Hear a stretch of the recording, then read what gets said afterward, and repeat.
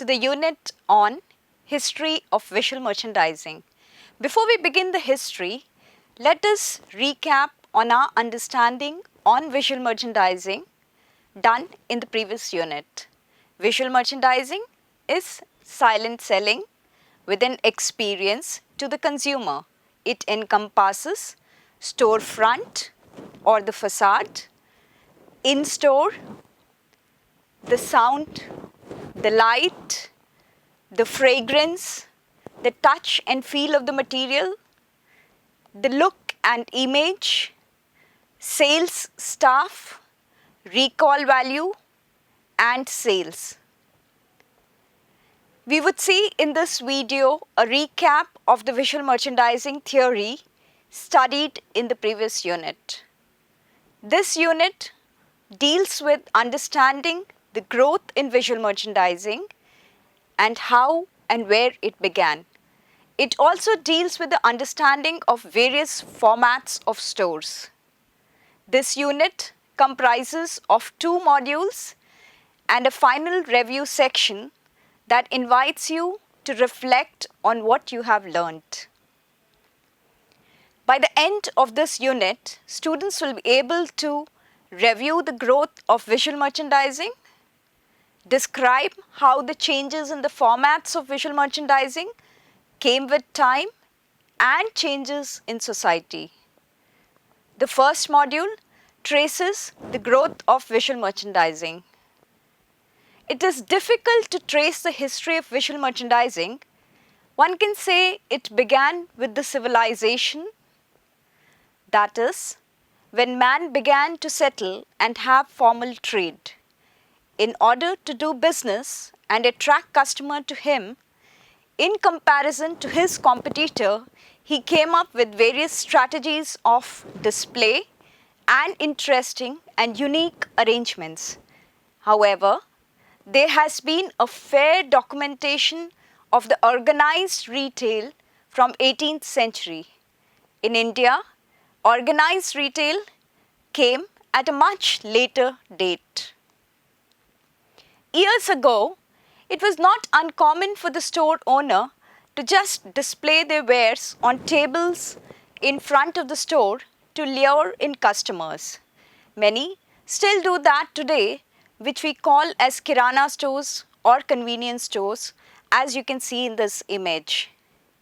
Arcades was a very Gothic or known as colonial style which was being used. A perfect example of the same in India is at Connaught Place, Delhi, as you can see in this image. Arcades were covered streets. Historically, they can be traced back to bazaars of the Arabian Peninsula and Asia Minor. The arcades were made of steel and glass and were experimentation with new materials. As the materials grew and new materials came into the market, there was new dimension to the growth of bazaars. The glass skylights, the main feature of the arcades, created a completely enclosed visual stimulating shopping environment. The grand expositions, which began in London in 1851 with the Crystal Palace Exposition, were originally meant to present and demonstrate the new technology. The exposition soon became an exotic and elaborate setting for fairs, as you can see in the images. The retailers learned that it was strategic to display the merchandise in open and not to place the objects directly on the floor, which is very commonly seen in India, but rather on platforms or pedestals, raising the merchandise closer to the eye level. Visual merchandising that exists today has to do with the invention of the department stores in 1838. Aristide Bussicat came up with the idea of creating a store that sold all sorts of merchandise, attracted crowds, and would allow people to wander freely about a town within a town. In 1838, he opened Le Bon Marché in Paris, but it became the world's first department store because of his innovation with distribution of goods in 1852. It wasn't long before this idea caught on overseas and others followed suit. In 1868, the R.H. Macy Co. was the first department store to have an in-store Santa at Christmas time.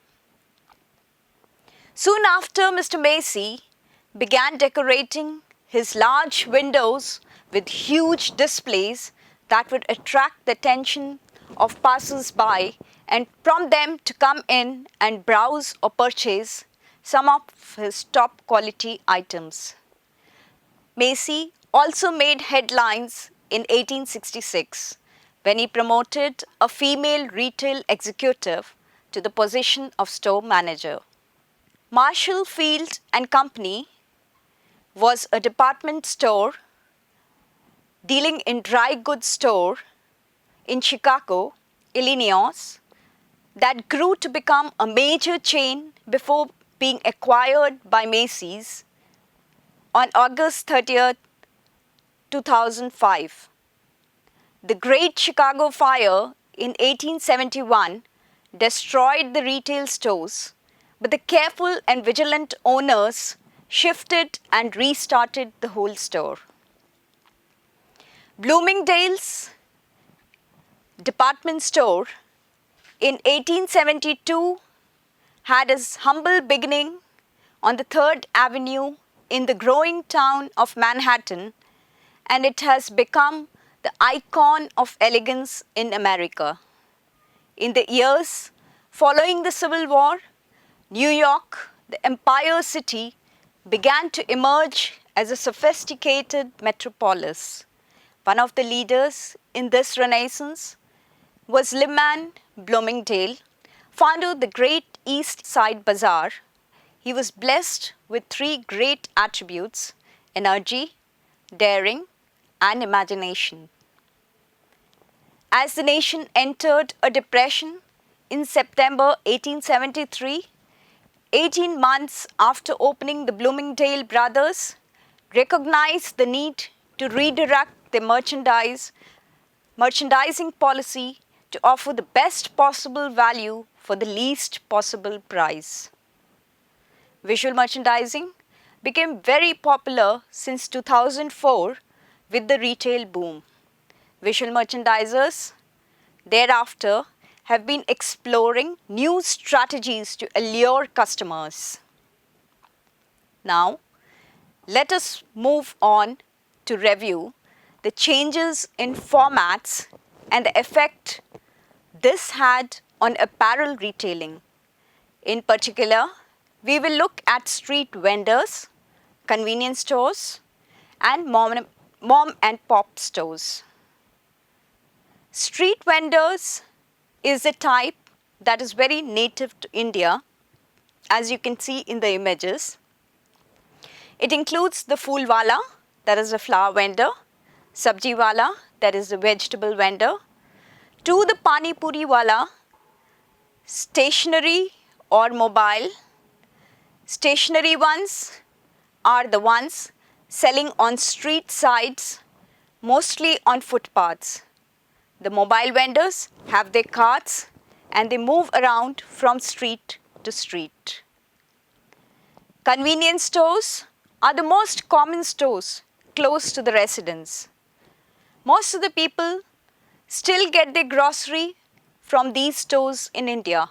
Today, to sustain the competition from department stores and supermarkets, they have extended the service to free home delivery. As the name indicates, mom and pop stores are generally family-owned businesses catering to small sections of society. They are small, individually run, and handle retail outlets. There are various kinds of retailing formats These include department stores, supermarkets, warehouse stores, specialty stores, malls, discount stores, e-tailers, and dollar stores. Department stores are the general merchandise retailers offering various kinds of quality products and services. For example, Vismc and Lifestyle. Supermarkets are generally large self-service outlets offering a variety of categories with deep assortments. For example, Big Bazaar, Reliance Fresh, a warehouse store as opposed to a warehouse club, is a retail location with a limited variety of merchandise sold in bulk at a discount to customers. Unlike a warehouse club, warehouse stores do not require their patrons to obtain a membership, nor do they require the payment of any fee. Specialty stores are the retail chains which deal in specific category and provide deep assortment in them. They are the specialty stores. For example, Tanishq, which specializes in jewelry. Malls, the other type of retail format, are the largest form of retail formats. They provide an ideal shopping experience by providing a mix of all kinds of products and services, food and entertainment under one roof. For example, Forum and Phoenix shopping malls. The next type is discount stores. Discount stores are the stores or factory outlets that provide discount on the MRP items. For example, factory outlets of any brand. The customer can shop and order through internet and the merchandise are dropped at the customer's doorstep. This is the most picking up kind of format today. Here, the retailers use drop shipping technique.